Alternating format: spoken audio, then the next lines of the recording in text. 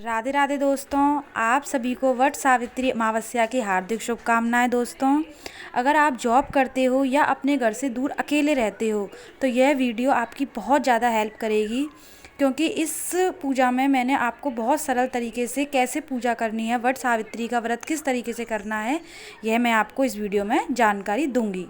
तो जो वट सावित्री होती है वो जेठ मास में जो अमावस्या आती है उस दिन यह व्रत किया जाता है। सुबह उठ करके जहाँ पर भी हमको पूजा करनी है उस जगह पर हम उसको साफ़ कर लेते हैं, पोंछा लगाते हैं।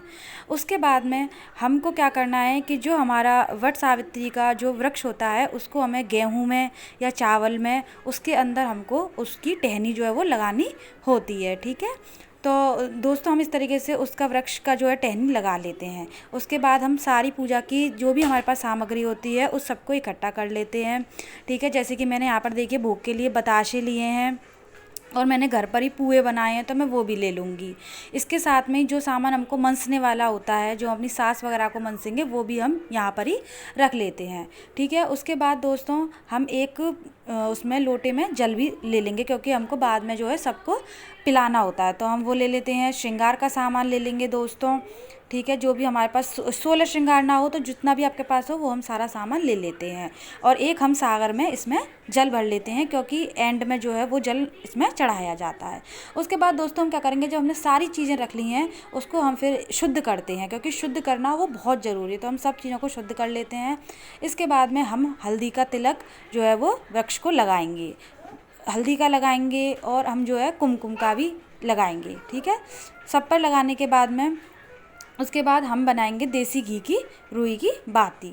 ठीक है, क्योंकि हमको उसकी आरती करनी है तो हम उसके लिए रुई की बाती लगाएंगे।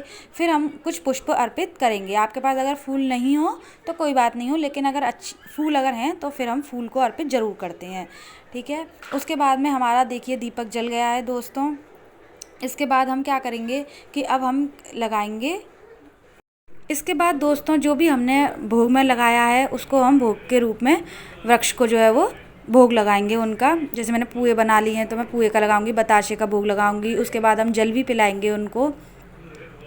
इसके बाद में दोस्तों हम क्या करेंगे कि आप देखिए पूरे मन और तन से इसको हमको पूजा करनी होती है, क्योंकि हमको अपना क्या है कि भाई मन भी लगाना होता है। ऐसा नहीं कि हम ऊपर ऊपर से पूजा कर रहे हैं, मन में हमारे नहीं है, तो हम अगर पूरी मन से पूजा करेंगे तो वही हमारी लगती है। ठीक है, इसके बाद में हम क्या करेंगे, अगर हमारा बीच में हमारा वृक्ष रखा हुआ है तब तो हम परिक्रमा कर ही लेते हैं। अगर बीच में नहीं रखा हुआ है तो फिर हम क्या करेंगे, कलावे से उसकी परिक्रमा लगा लेंगे। अगर आप मंदिर जाकर के यह पूजा कर पाते हो तो फिर तो बहुत ही अच्छी बात है।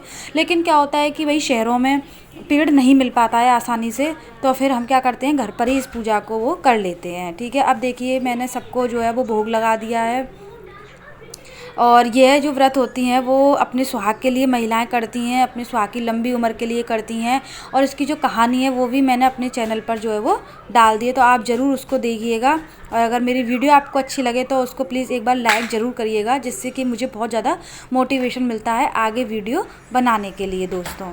ठीक है, तो इस तरीके से हम जो है वो अपनी पूजा कर लेते हैं। ठीक है, पूजा करने के बाद में अब हम क्या करते हैं, आरती करनी होती है हमको। तो आरती में सबसे पहले हम जो है गणेश जी की आरती ही करते हैं। उसके बाद हम वट वृक्ष की आरती करेंगे।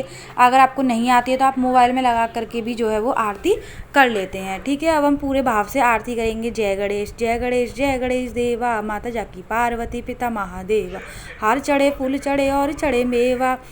इसके जैसे हमने फिर आरती कर लिया। आरती करने के बाद अब हम करेंगे कथा। कथा सुनने के लिए हम अपने हाथ में या तो गेहूं के दाने ले लेंगे या फिर हम चावल के दाने जो है वो ले लेंगे। और हम फिर जब हम कथा पूरी सुन लेंगे तो उसके बाद हम जो हमने अपने हथेली में लिया था उसको हम, तो दोस्तों आपको मेरी ये वीडियो कैसी लगी मुझे जरूर बताइए। उसके बाद हम कुछ दक्षिणा देंगे। राधे राधे दोस्तों।